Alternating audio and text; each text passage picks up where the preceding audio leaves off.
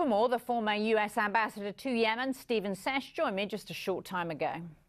Ambassador Stephen Seche, Ali Abdullah Saleh is killed by the Houthi rebels that he once conspired with. What do you make of this turn of events?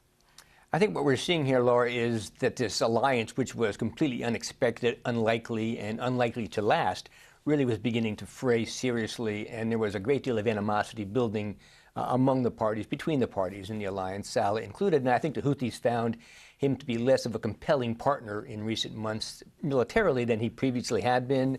And I think Saleh kind of saw the writing on the wall and was looking for an exit door with his rather dramatic statement over the weekend to the Saudis saying, "I'm ready to turn a page." Right, and do you think that's what infuriated the Houthis when he said that to the Saudis, seemed to make an overture to them? I suspect it really did, and I think that they probably were worried that he may have been serious. I don't know what was in his mind. No one ever knew what was in Ali Abdullah Saleh's mind. He was a master opportunist, and this may have been another opportunity for him to see a way out of a jam that he'd gotten himself into with his alliance with the Houthis in the first place. But what impact do you think this is going to have on the conflict? Is it likely to escalate it? I think in the short term, almost certainly. I think as Saleh loyalists turn their anger and their ire against the Houthis for having gunned down their leader, I think that this is going to be, well, we'll see an uptick, most unwelcome uptick in violence, certainly in the north, in the capital, where the parties are in very close quarters.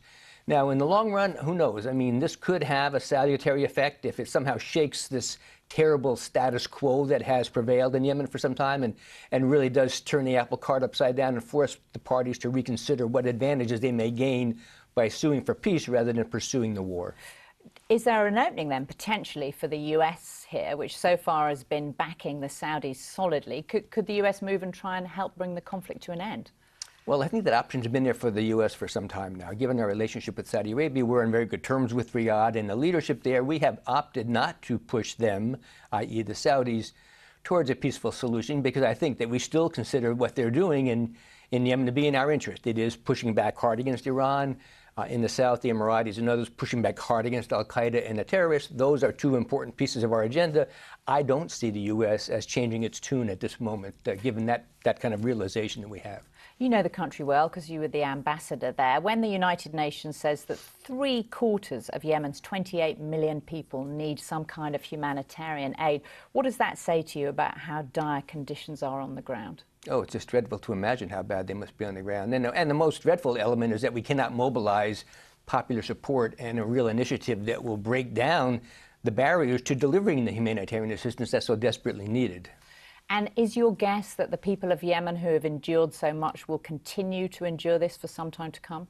I'm afraid so. I think the Yemenis, one thing they have, they're very resilient. They can put up with a lot of hardship. They have demonstrated that over the years, even before the war began. I don't see them as kind of, rising up in revolt at the moment. I see them as enduring and suffering and putting up with what is a terrible condition that is not something that had to happen in the first place. Ambassador Stephen Seche, thank you so much for joining us. My great pleasure. Thank you, Laura.